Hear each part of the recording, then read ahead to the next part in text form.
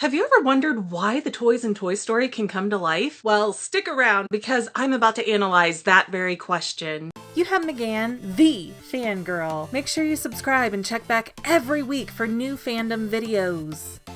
What I've always found most curious about Toy Story is that almost everything has a life of its own. It's not just the humanoid toys that come to life. It's Etch-a-Sketch, Christmas decorations, even lamps like in Bo Peep's case. But oddly, not board games, even though those pieces have faces, arms, and legs too. And the toys also have some peculiarities. For instance, it's implied that all toys come out of the box believing they're whatever character they're designed to be. We see this in two Buzz Lightyears, Emperor Zurg, and tour guide Barbie, who automatically assumes the role of a knowledgeable tour guide. Since that's the case, it's strange that the toys don't interact with their new owners because they don't really comprehend that they're toys who aren't supposed to move. And for that matter, why aren't the toys allowed to move? It's not a question of whether or not the toys are real or a figment of Andy's imagination, because Woody arranges an attack on Sid that has zero repercussions for the toys. And because of that attack to scare Sid, we also know that it's not like The Secret Life of Toys, which was a short-lived Jim Henson series that also had a really popular Christmas special in 1994 called The Christmas Toy. That series was very Toy Story-like, except, despite the happy-sounding name, it was quite dark. If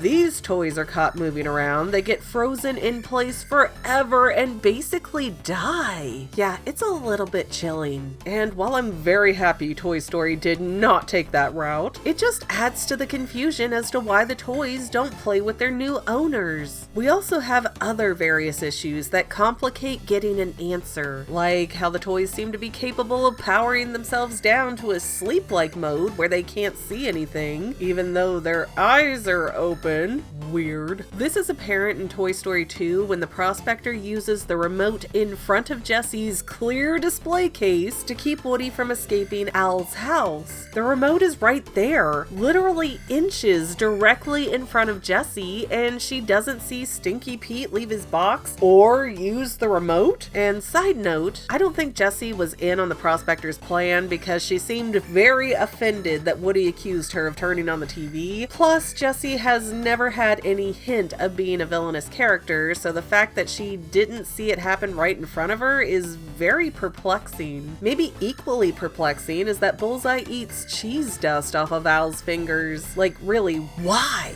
Do the toys need to eat? Are they able to willingly eat because they're bored? Because they shouldn't have any taste buds or desire to touch food. So, keeping that vortex of confusion in mind, here's the best answer that I can piece together. The toys are obviously not meant to come alive by any type of factory design, so what if the toys come to life because their new owner sort of breathes life into them? Hear me out. We see over and over again that the toys still in their boxes are not alive. All the toys we see partying in Al's toy barn are open display models, and we see no hint of the toys packaged on the shelf moving or coming alive, as was apparent in Buzz Lightyear's creepy reboxing scene. Seriously, nightmare fuel much? So what brings these toys to life are the expectations that the new owners put on them. Like the saying, perception is reality, well, Andy perceived Buzz as this super space ranger from a show he liked on TV, meaning Andy already knew how Buzz Lightyear behaved as a character. So when Buzz was birthed via unboxing, Andy projected the TV Buzz's persona onto him. It's like creative play molds the toys into their personalities. Then over time, the toy starts to form its own individual personality as it gets played with different times in different ways. Okay, before you storm the comments complaining, I know that we see two toys alive in the box, Zurg and Stinky Pete, but let's think about the scenario I just laid out. If a toy's life begins at unboxing, could those two toys have been returns? Hey, Buzz's reboxing showed us that getting put back on the shelf doesn't deactivate the toy's brain, so if Stinky Pete and Zurg had been opened and returned, explaining why Zurg was in the clearance bin, or maybe he even had the seal of his box cracked when the automatic door hit it, that could be enough to bring the toy to life. And with no kid to play with them, they just sort of defaulted into the personality that they thought they were supposed to have. have. For instance, Zurg popped out of the box seeing enemy of Buzz Lightyear and said, well, I guess I'm gonna fight this guy. Or if Zurg was an open return, he was disliked and seen as a bad villain toy, so that's why he chased down Buzz Lightyear when he got the opportunity to burst out of the box. The Prospector may have thought he was gonna get purchased and played with, only to be disliked and put back on the dime store shelf to suffer in silence for decades. That would certainly explain why Pete was aware of his shelf life when no other toy has been, and why he was so resentful about it. It kind of fits when you think about it. And that's pretty much where I'll leave it. The toys are really alive, I 1000% believe that, but they're brought to life by their unboxers, kind of like pulling the tab out of a battery casing when you open something electronic. The batteries can't work and the electronic can't function until you pull that tab. Same with toys. They don't really come to life until you pull them out of the box. It might not be reality, but theories are more fun!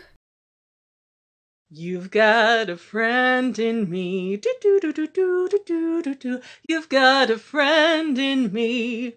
When the road looks rough ahead and you're miles and miles from your nice warm bed, you just remember what your old pal said. Oh, you've got a friend in me. Yeah, you've got a friend in me. Well, that's all I have for now, but this video's not quite over yet. I get a lot of comments that say, do a theory on this topic, but I've already done those theories. So please consider going to my main channel page and clicking on the video tab so that way you can see everything I've done. You will probably find a lot of things you like that you never even knew that I posted. I want to let you know that I also have 2 other channels, Say Halo Goodbye Gaming and the Fanily Family Vlogs. Thank you so much for watching, and I hope you enjoyed enough to hit subscribe and share. I can use all the help I can get to let other people know that this channel exists. And if you made it this far, leave me a comment that says something like, hey, I made it to the end, and then let me know what kind of videos you want to see in the future. I can't make any promises, but the more people that request something, the more I can look into it. Okay, well, I love you. I'll see you in the next video.